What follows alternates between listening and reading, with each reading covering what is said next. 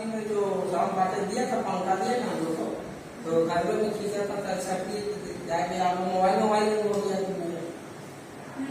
हम लोग पंखा दे करके हम लोग से फोटो खींचा। आपका हमारे चैनल में स्वागत है। प्रखंड विकास पदाधिकारी गांडे के तौर पर आपका अब तक का जो कार्यकाल व्यतीत हुआ है, क्या कुछ काम आप करने में सफल हुई है? कितना विकास हो पाया है प्रखंड का? विकास हम लोग जैसे बात करें, सबसे पहले जो प्रखंड का मेन हमारा कार्यक्रम है, तो इसमें पेंशन में हम लोगों ने अच्छा किया है। जैसे कवरेज हम लोग का हो रहा है बराबर पेंशन का, जो भी अभी एक नया स्कीम जो हम लोग आया हुआ था 50 साल वाला, उसमें हम लोगों का अच्छा प्रदर्शन रहा है प्रखंड का। अभी हम लोग का वर्तमान में कैंप चल रहा है आयुष्मान कार्ड को लेकर के, जो वैसे लाभुक जो अपना इलाज स्वयं नहीं करा पा रहे हैं वित्तीय कमी की वजह से, तो उनका हम लोग अभी कैंप लगाकर हर पंचायत में आयुष्मान कार्ड बनवा रहे हैं। कल ही से कैंप हम लोग का स्टार्ट हुआ है।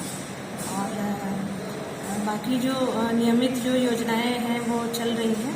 मनरेगा के तहत अभी वर्तमान में कौन कौन सी योजनाएं चल रही हैं? मनरेगा के तहत अभी बागवानी में हम लोग कर रहे हैं, और जो कि सिंचाई कूप वाला अभी बरसात की वजह से कार्य बंद है, तो बागवानी, दीदी बगिया, ये सब योजनाएं हम लोग अभी ले रहे हैं।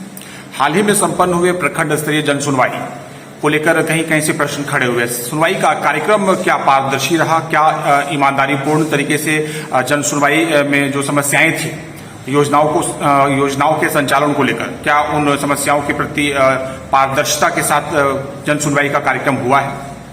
जन सुनवाई का कार्यक्रम थोड़ा हम लोग का देर से शुरू हुआ, क्योंकि सेम डे में हम लोग का पंचायत समिति का बैठक भी था और जन सुनवाई भी था, तो थोड़ा विलम्ब से ही शुरू हुआ, प्रारंभ हुआ। लेकिन सभी जनप्रतिनिधि की उपस्थिति में जन सुनवाई का कार्यक्रम प्रारंभ किया गया और उनकी उपस्थिति में ही चला। जहाँ कहीं भी जो कमियां पाई गई हैं, उनके भी जो फाइन और जो भी प्रावधान है मनरेगा के तहत, वो किया जा रहा है। और अभी कौन कौन सी योजनाएं प्रमुख रूप से हैं जिनका संचालन होगा? और बागवानी की अगर आपने बात कही थी, तो बागवानी प्रखंड में कुल कितने हेक्टेयर में हो रही है? बागवानी हम लोग के अभी 220 हेक्टेयर में अभी हम लोग का टारगेट मिला है, जो लगभग हम लोग 180 प्लस हम लोग कर लिए हैं, और भी टारगेट हम लोग ले रहे हैं। पिट डिगिंग का काम हम लोग का हुआ है। अब जैसे ही वर्क ऑर्डर मिलेगा हम लोग उसको आगे जारी करेंगे। प्रखंड में अबुआ आवास योजना की क्या वर्तमान स्थिति है? और इस योजना को लेकर भी कई तरह के भ्रष्टाचार के मामले प्रकाश में आते हैं। क्या गांडे प्रखंड में भी इस तरह का कोई मामला आपके संज्ञान में है?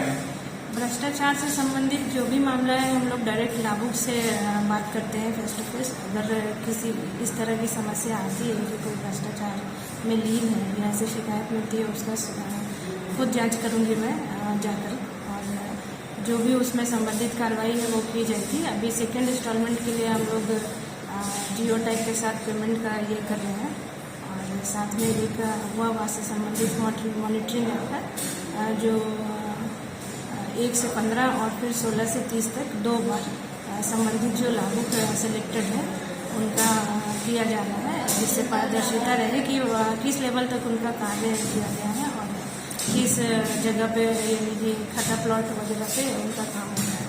प्रथम किश्त की राशि से जो काम अब तक प्रखंड में हुए हैं अबुआ आवास के, क्या उन कार्यों का आपने अवलोकन किया है? क्या आपने निरीक्षण किया है? क्या आप संतुष्ट हैं या कई समस्याएं हैं? समस्याएं आती हैं, कहीं कहीं प्लॉट वगैरह को लेकर समस्याएं आती हैं, तो उनको हम लोग देख रहे हैं। और अगर ऐसी भी समस्याएं आती हैं कि योग्य लाभुक अयोग्य को मिल गया है, तो उसकी भी हम लोग जांच कर रहे हैं और उनको ये करके हम लोग जिला में प्रतिवेदन। क्या कहीं से ऐसा कोई मामला अब तक आया है अयोग्य लोगों को आवास निर्गत करने का? हाँ, मामला आता है पंचायत से, लगभग 1-2 मामला सुनने को आया है। क्या किया है आपने बतौर वीडियो ऐसे मामलों के विरुद्ध? ऐसे मामले को हम लोग जांच ले रहे हैं, चूँकि जांच अगर हम लोग किसी को अयोग्य घोषित करेंगे तो जांच पूरी तरह से हो जाए, उसके बाद ही हम लोग उसमें कार्रवाई